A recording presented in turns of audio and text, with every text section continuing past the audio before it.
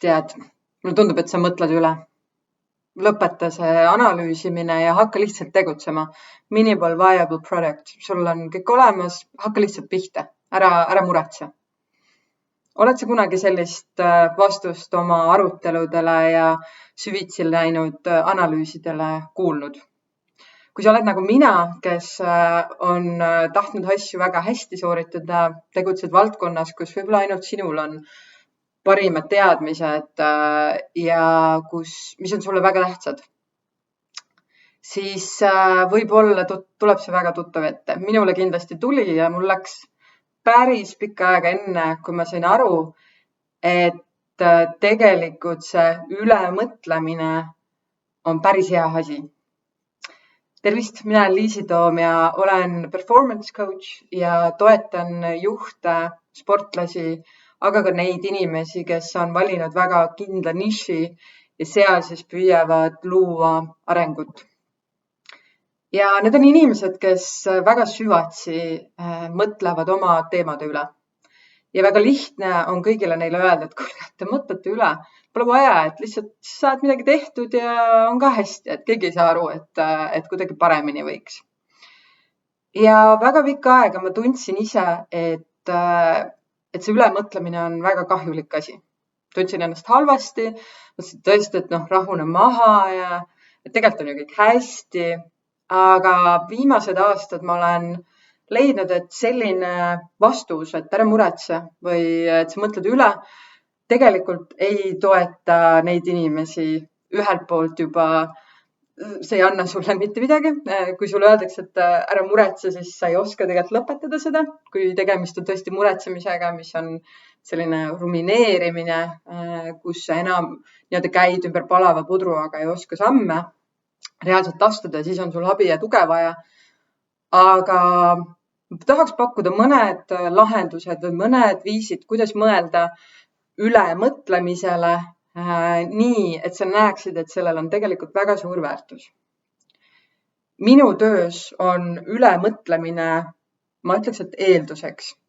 Kui ma suhtlen kliendiga, coachiga, inimesega, kellel on väga suured eesmärgid ja kes peab väga palju erinevaid nüansse arvestama, et oma eesmärgini jõuda.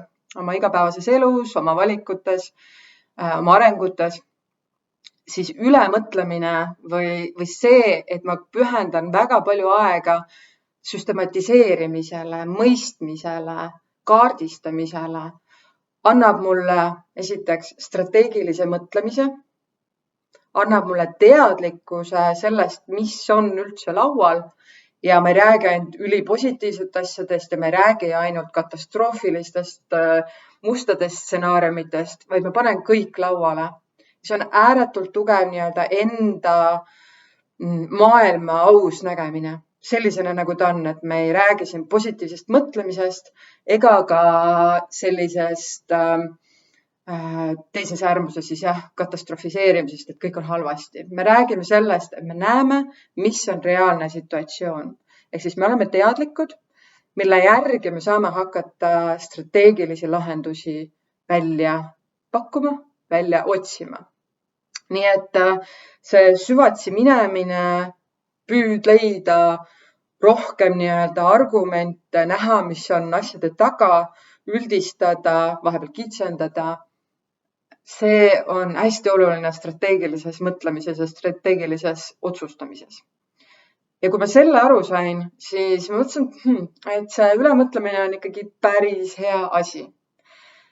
Mida ta andis mulle lisaks juba mainitud teadvel olekule, teadlikkusele ja strateegilisele planeerimisele, mis minu töös nii kommunikatsiooni juhtimises, turunduses kui siis eesmärkide, füüsiliste eesmärkide seadmises, on ka riskide haldamine.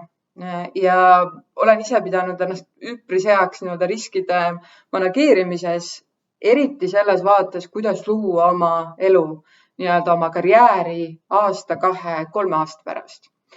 Ja kui sa väga teadlikult näed kõiki neid võimalusi ja ka väljakutseid oma ülemõtlemise ajal, siis sa saad hakata nii-öelda kõrvalplaneeringuid tegema, et mis juhtub siis, kui halvasti lähevad asjad, kui asjad ei lähe nii, nagu mina plaanin. Ehk siis, mis vahe on mõnes mõttes ülemõtlemisel ja strateegilisel mõtlemisel on see, et kui me mõtleme üle selle rumineerimise vaatest, siis me ei püüa lahendusi leida, aga kui sa püüad samal ajal väga põhjalikult mõeldes leida ka lahendusi, leida, mis on need õiged küsimused, mida üldse esitada ja mis siis võiksid olla need valikuvariandid, siis see on väga oluline viis mõelda. Ja mina tahaks küll julgustada sind mõtlema üle, eriti tänases päevas, kui väga palju on meie kontrolli alt väljas ja me lisaks selle nüansi siis, mis oleks see kasulik küsimus endale, kui sa oled kuulnud, et sina oled ka üks ülemõtlejatest ja sind tuleb vahepeal pidurdada, et sa liikuma saaks. Et mis on see esimene väike samm, mida sa saad astuda? Milliste riskide puhul ma peaks midagi täna juba tegema, et olla valmis nendeks riskideks, mida sa ei kontrolli? Ja tõesti mõistma kolmandaks, et mis on need asjad, mida sa kontrollid ja mis on need asjad, mida sa ei kontrolli. Ja need, mis sa ei kontrolli, võib olla ka, et tegelikult sa kontrollid, et see on nüüd see koht, kus võib olla hea coach või keegi hea sõber või tööpartner, töökaaslane saab aidata sind mõista, et võib-olla sa kontrollid rohkem, kui sa arvad. Et kui sa need asjad saad enda jaoks paika ja saad hakata liikuma, siis selline süvatsi mõtlemine on igati kasulik.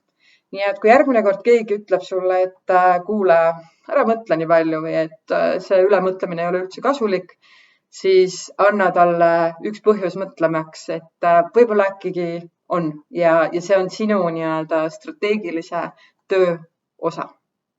Kui saan kuidagi sinu küsimustele veel vastata ja kui sul on tekkinud küsimusi just selle sama ülemõtlemise osas, siis pane kommentaaridesse oma mõte või oma küsimus ja püüan siis nendele vastata. Aga seniks head strateegilist mõtlemist, mitte siis ülemõtlemist.